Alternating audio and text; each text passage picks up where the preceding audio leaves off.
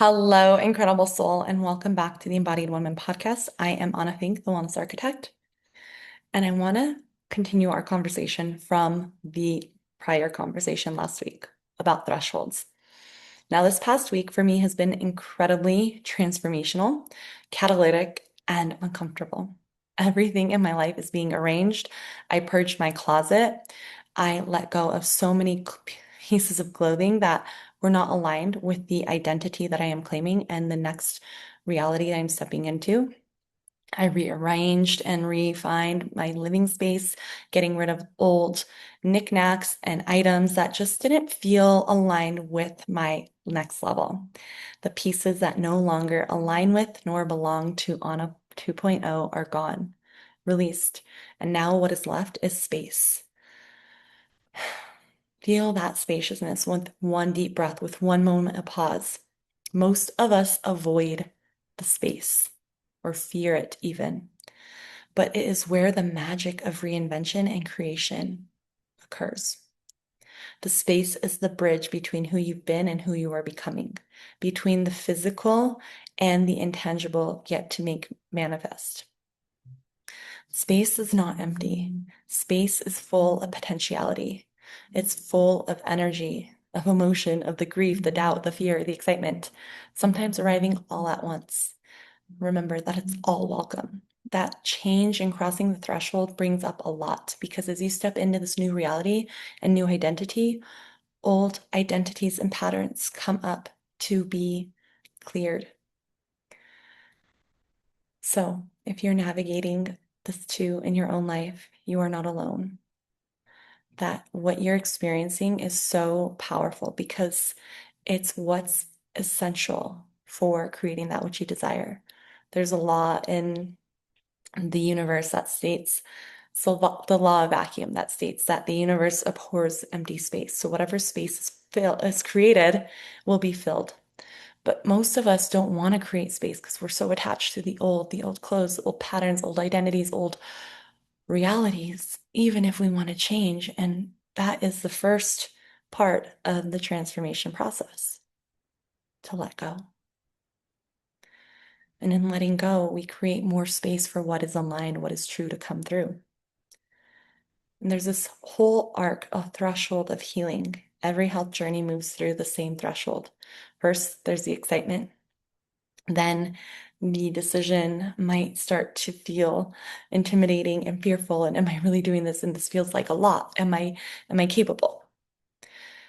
Maybe there's that certainty and that electricity at the beginning, and then there comes the undertow, the doubt, the old patterns, the old identities, the old versions of themselves showing up, asking you to stay where you are, dissuading you from change, dissuading you from making that step. Maybe the old voice of limitation and says, it's not possible for you comes through. And that's not true. This is not failure. This is simply the initiatory phase of the threshold.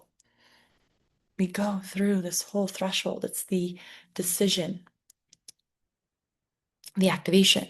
And then that activation is what activates us to take action, to change. And then there's the initiation, which is where all the fear, all the doubt, all of that comes up. Most people quit in the initiation phase.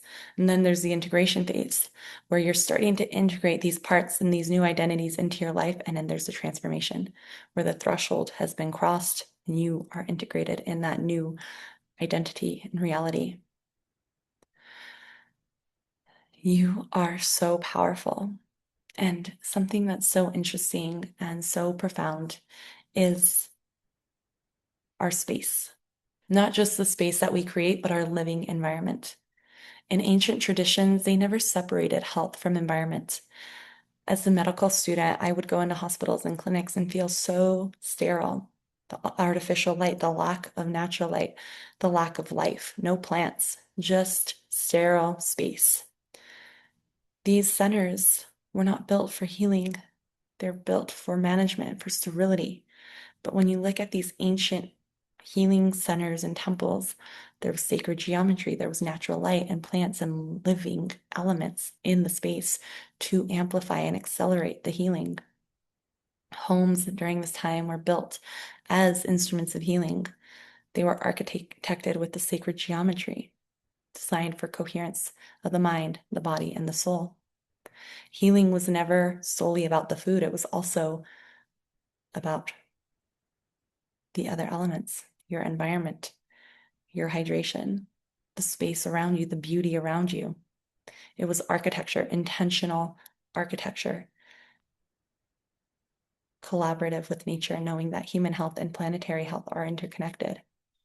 So many of the building materials now in our spaces are toxic. They're another source of exposure to chemicals and other substances that are hindering our health. And this is the essence of lifestyle design, which is curating an environment that heals you rather than one that harms you, that wears your body, your health down. Because your habitat influences your habits. 95% of your life is created based on the unconscious mind, and only 5% is conscious, which means your habits aren't really yours. They've been programmed and installed long ago. And they're also coded by your habitat, your calendar, your home, the relationships, and the rhythms within your space that are quite literally writing the script that your unconscious plays over and over and over again. When you change your habitat, you change your habit code and you change your life. This is about changing your habitat. I have been refining my habitat, creating new cues rather than old triggers that just triggered the same response. Whether that's eliminating the junk food from your pantry, whether that's putting out a glass of water right on the counter for you in the morning. How can you begin to code your body for radiance? And how can you code your environment to code those healthy habits? Because true transformation and radiant health does not come from effort and motivation alone. It comes from alignment and embodiment of the identity. So I've been sitting in this threshold in my environment where it's not quite fully refined and it was not the old space that what was. But as we bring awareness, and I've been contemplating different elements of my environment, like I want to get a new comforter set and I want to get these things, and feeling like a lot of what I had in my closet reflected this old identity of the good, responsible girl who played safe and wanted to be liked and look cute, and who was not owning her power, her leadership, her sharpness, her boldness.